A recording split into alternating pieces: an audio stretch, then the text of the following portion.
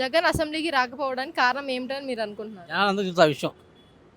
వస్తే ఏమైంది, రాజుగారు ఉన్నారు కదా, రామరాజు గారు పక్కన నిలబెట్టుకుంటారు. అప్పుడు తేడా అర్థమైపోయింది జనాలకి.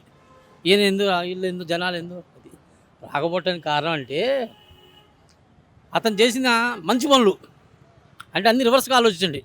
అతను ఎలా మంచి పనులు చేశాడంటే జనాలకి ముసలి వాళ్ళని నరకయాతం చూపెట్టాడు. నెల పెన్షన్ పెంచుతాను మీకు అని చెప్పి 3000 పెంచుతాను చెప్పి 50 రూపాయలు పెంచాడు. ఇంకా వరుసగా చెప్పాలంటే ఒక వాస్తవానికి చెప్పాలంటే ఇవన్నీ అనవసరం అమ్మా. మైనార్టీల తరపున నేను చెబుతున్నా. మైనార్టీల్లో తెలిసి అతనికి ఓటేసిన వాళ్ళు మైనార్టీలు కాదని నా అంచనా. ఎందుకంటారు అది కూడా చెప్తాను. ఎందుకది ఒక అమ్మ, నాన్న, కూతురు, కొడుకు, నలుగురు అబ్దుల్ సలాం ఫ్యామిలీ. అది తెలుసా మీకు? ఆ ఫ్యామిలీ ఎలా చచ్చిపోయారు, ఎవరి పేర్లు చెప్పి చచ్చిపోయారు. ఈరోజు మనతో ఆలోచిస్తే ముస్లిం అన్న వ్యక్తులు ఎవరు అతను ఓటారు. మేము పలానా వ్యక్తుల వల్ల పేర్లు చెప్పి పార్టీ పేరు చెప్పి చచ్చిపోయారు. ఈరోజు దాన్ని వీళ్ళు ఎప్పుడైనా జగన్మోహన్ రెడ్డి ఆ సబ్జెక్ట్ మాట్లాడా? మాట్లాడలేదు. ఎందుకు? అతను బతుకంతా బయటపడితే ఓపెన్గా మాట్లాడుతున్నా. మీరేదో రౌడీయం చేయడం కాదు, పబ్లిక్లో వచ్చి మాట్లాడండి. ఆ ఫ్యామిలీ నలుగురు చచ్చిపోయారు. వాళ్ళ సాగు కారణం ఎవరు? అబ్దుల్ సలాం సాగు ఎవరెవరు? అతను జగన్. అతను సుధాకర్ డాక్టర్ గారిది. అతను సాగుకి ఎవరు? ఓన్లీ ఒక మాస్క్, 5 రూపాయలు మాస్క్ అడిగినందుకు అన్ని దారుణంగా చేతులు ఇరిచి రోడ్డు మీద మానసికంగా ఆయన చచ్చిపోయాడు, వాళ్ళ అమ్మ చచ్చిపోయింది. ఇవన్నీ పనిచుంటే ఎవరు? భగవంతుడు ఉంటే పబ్లిక్ ఇతని వల్ల ఎంత నష్టం జరిగిందో వాళ్ళకి అంత నష్టం జరగాలి, తీరుతుంది. అది జరగండి అమ్మ. ఎవరిస్తున్నారు? అడుగుతాను కానీ అన్న ఉండాలి, అది ఉండాలి, డాష్ ఉండాలి. దానికి కట్టబెట్టడానికి 11 సీట్లు 10 ఇచ్చేవాళ్ళు ఎంతమందికి ఇస్తారు? 11 సీట్లు ఎవరిస్తారండి? మళ్ళీ కోర్టులో వేసుకుంటాడు, వెళ్ళి కోర్టుకు వెళ్ళి. అర్థం ఉండాలి, ఆయన మనసు సాక్షి ఉండాలి. ఆయన ఒకప్పుడు భయపడ్డారేమో పబ్లిక్, ఇప్పుడు భయపడే పక్షనే లేదు. గుర్తుపెట్టుకోండి. ఇంకా 10 సంవత్సరాలు కాదు, 50 సంవత్సరాలు కాదు, ఈ పేరు జనాలు కనుమరుగు చేస్తాను, కనుమరుగు అయిపోతాడు అంతే. అవును, మేకపోతు గంభీరం అంటారు దీన్ని. నేనే వస్తాను చెప్పుకుంటాడు, మేకపోతు గంభీరం. ఇంతే ఉన్నపోతు అరిచేసారు, దాన్ని తీసుకెళ్ళి కోస్తారు, దాన్ని తీసుకెళ్ళి అంతే. ఏం లేదు, అతను వచ్చేదే లేదు, సమస్య లేదు దాంట్లో. అది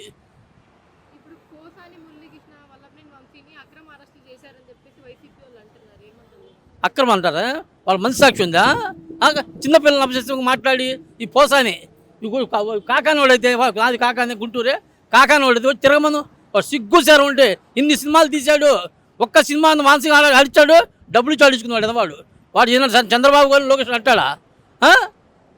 ఇవాళ ఈ పరిస్థితి చూడండి. ఇవాళ అంతా కొంత టైం చూడాలి, కొంత టైం ఎదురు చూసాడు. ఇవాళ బట్టల్లో కూడా కొడతారు వాడికి, అంత బతికి పడుతుంది. చెప్పండి, వంశీ అంటావా? వంశీ గురించి మాట్లాడుకుని టైం వేస్ట్. చంద్రబాబు గారు పెట్టిన భిక్షం అతనికి ఇంట్లో డాగు వంశీ కుక్క. చంద్రబాబు ఇంటి ముందు కుక్క ఇవాళ వచ్చి మాటలు చెప్తాట. మేము రేపు మేము ఎంత చూస్తున్నాం, మీ సంగతి చూస్తూ ఉంటాడు. ఏం చూస్తాడు ఆయన? ముందు ఆయన చూసుకోమని చెప్పండి.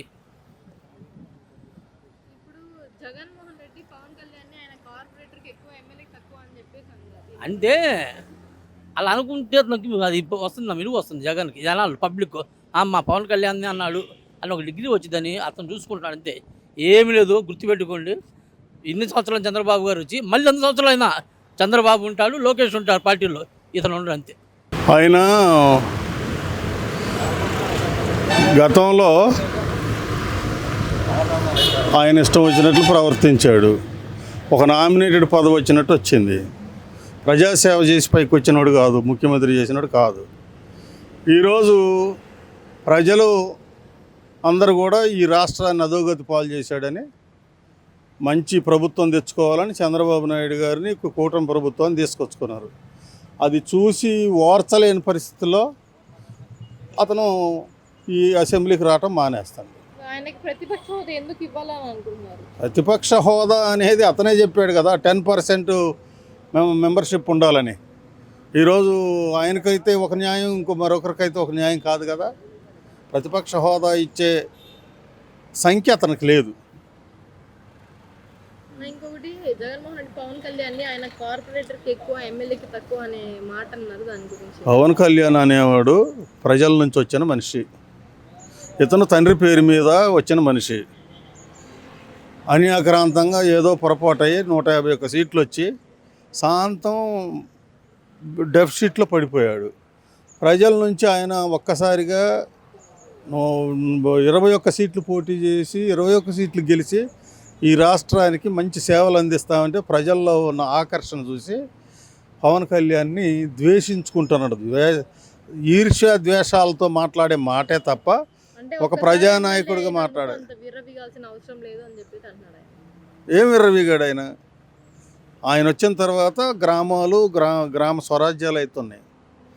ఒకే రోజు రాష్ట్రం అంతా 13,426 గ్రామాలకి గ్రామ సభలు పెట్టి అన్ని గ్రామాలకు కూడా ఇవాళ అభివృద్ధి కార్యక్రమాలు స్టార్ట్ చేశారు. సాయంత్రం 5 సంవత్సరాల్లో మూసుకుపోయి తీవ్ర నష్టం చేకూర్చాడు. ఒక్క రూపాయి కూడా గ్రామ పంచాయతీలో ఉంచలా. మొత్తం నిధులన్నీ డైవర్ట్ చేశాడు. కేంద్రం నుంచి వచ్చే నిధులన్నీ కూడా ఇవాళ ముఖ్యమంత్రి గారు, ఉప ముఖ్యమంత్రి పవన్ కళ్యాణ్ గారు, అలాగే మా యువ నాయకుడు లోకేష్ గారు డైరెక్ట్గా గ్రామ పంచాయతీలకి ఆ నిధులు వచ్చి అభివృద్ధి ఇప్పుడే ప్రారంభం అవుతుంది. అది చూసి ఓర్చుకోలేకపోతాడు అతను. అన్న ఇది వల్లభనేని వంశీ పోసాని అక్రమ అరెస్టులు చేశారని చెప్పేసి వైసీపీ నాయకులు అంటున్నారు. వాళ్ళు చేసినప్పుడు న్యాయం చట్టం ద్వారాగా వెళ్తున్నారు. వాళ్ళు వచ్చి దాడులు చేశారు, నోటికొచ్చినట్టు మాట్లాడారు. ఒక పెద్ద చిన్న నాయకుడనే జ్ఞానం కూడా లేకుండా వక్ర భాషలు వాడారు.